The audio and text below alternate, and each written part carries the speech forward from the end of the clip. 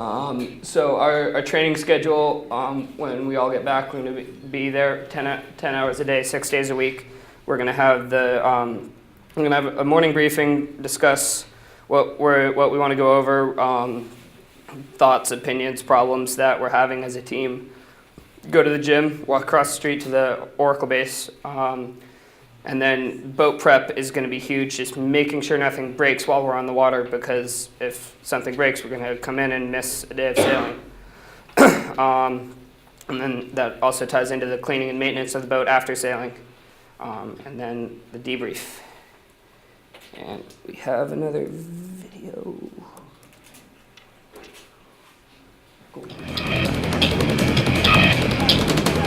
There's no question the AC-45s put on a show for the crowd. But how do young sailors break into this Grand Prix sailing event? I've always liked to go sail fast boats, so it was pretty awesome. We saw 15 to 16 knots upwind, so pretty quick, considering it was only blowing 10 or 12 knots.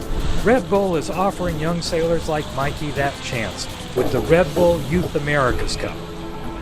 At the moment, we're expecting 25 teams for the selection series here in February in San Francisco. They all have now to learn and they have to train really a lot on multi-hulls, and then they can come here to the selection, and then we will see who is the best. Every America's Cup sailor starts their day in the gym. Move that screen right up. And that's where Oracle Team USA started the selection process. I was one of the first people to go up on the pedestals, and they were yelling at me. They were all yelling at me and like, "Come on, Evan, you got this." And it's just like, I'm either doing really bad or really good. So I just went as hard as I could and ended up getting the best score on a team. There were other tests as well, and everyone could see how they stacked up against the Oracle Team USA sailors. Keep going, yeah. Gotta get to the gym and do those grinders some more. Exactly the same test as you guys. It's a 1.01, world class. These guys they're sailing at the top. I mean, they put us through at the 16th of what they do every morning. The real testing came when the teams got their chance to sail the AC-45s. Some of the surprises, I guess, the wing's actually really easy to sail. I mean, I know the shore guys who rig it up and take care of them wouldn't say that, but I think the wings are the way to go. It takes a lot of the guesswork out of trimming like a main on a regular boat, because you've got 3 lines to pull. It's super easy, the loads are small. But I think the biggest thing trimming wing is that you're running around just as much as anybody, furling lines for the Jenny and pulling the board up, popping the wing. It's pretty crazy. Well, on the tacks, I'm the first one to leeward, getting the new runner and the jib sheet ready, and I'm grinding the runner in through the tack, and then pulling the jib across, and then pulling the centerboard up. And on the jibes, I mean, I'm grinding the Genoa in. It's a lot of load and a lot of sheet to grind in. Out of the tack, just bow down, build speed, good angle, and jibes the same way as up, build speed.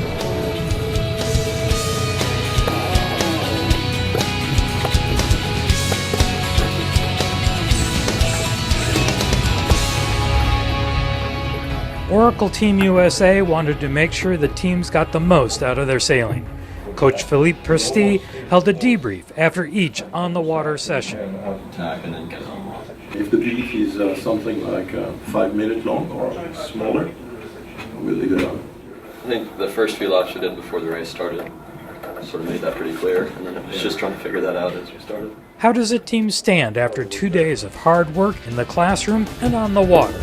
Now that we've been out and done it and know what we're supposed to do, we know what to work for, and that's going to be our absolute priority from here on out. I think it's important to focus on the team. You know, as we all know, there's going to be a lot of other sailors coming out here in the coming weeks. Talented people, lots of skill. So right now I think the best thing is to focus on our team as one unit and just improve as much as we can there, and that's as much as we can control.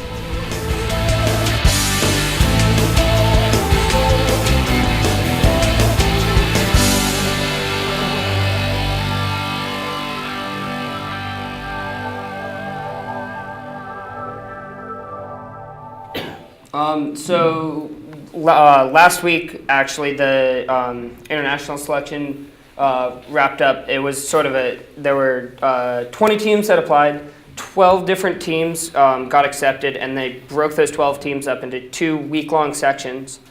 So basically all of February, the trials have been ongoing. It was sort of a similar format. They had a fitness test the first day they were there. The talks about capsizing and all the different protocol that go along with that. Introductions to the boats, and then they got a full practice day. And then the thing that's different for the international series was they had three AC-45s. So half of the teams there would sort of have a regatta, and they would rotate people through. So they got to simulate a full regatta, and that was, I'm sure, a huge advantage for them. We haven't gotten to sail against more than one AC-45 at a time. So actually yesterday, I believe it was announced the 5 teams that were selected. So it was Australia, Switzerland, New Zealand, Portugal, and England. So now the 7 teams are known that are going to be in the Youth America's Cup. But behind the scenes, there's an incredible amount going on, as I've said, with organization. Vince, who's down in the right corner, writing stuff down in our office, he sort of helped to build an infrastructure and subdivide all the jobs and dish them out to all of us.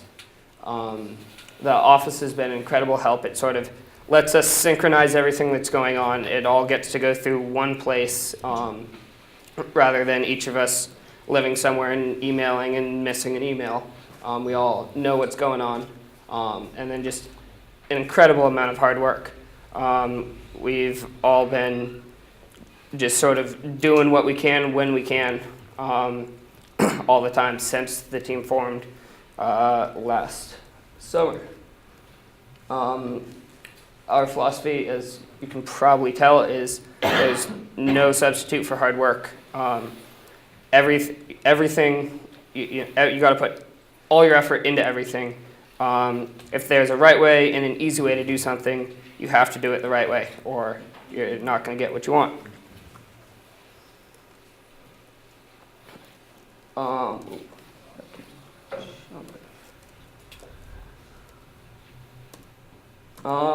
And the coaching that Oracle has provided us has been invaluable. They were helping everyone equally, but it's the amount of knowledge that they have is just amazing, and they can pretty easily share that with us. That having access to the right boats to practice on, this is an SL33 on the right. It's sort of a toned-down version of an AC-45.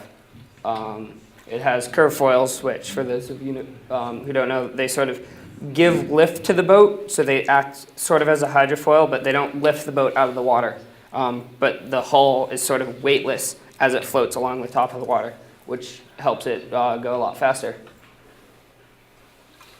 And then that's the light speed, and those are the 2 larger cats that we've had access to on the bay. Let's see. So as I mentioned earlier, all of the different positions sort of that have to get filled to run an America's Cup campaign. You need a shore crew to be able to work on the boats, drive the chase boats, get the lunches, do all of the sort of daily logistical stuff. You need a sail-making team. Anytime you rip something, you got to have it ready for the next day so you don't miss a day on the water. The operations, they make everything come together, make sure everything's synchronized so that nothing gets left out. We have a fundraising. We don't have a fundraising committee, but certain members of the team are working on that. The ones who are there now, that's sort of what they've been doing for the last month whenever they're not on the water. We have a bunch of different people on our media team to help get our name out there and have people see us. And then a hospitality team to help keep sponsors happy, keep donors happy, and just like spread the good word of our team. And how people can help. Individual donations, business sponsorships. We need help with all of those things we had before, so if any of you are experts in that, feel free to contact us. So our goal is to stand on the podium at the after the event, and hopefully all of our hard work has gone for something. So thanks a lot.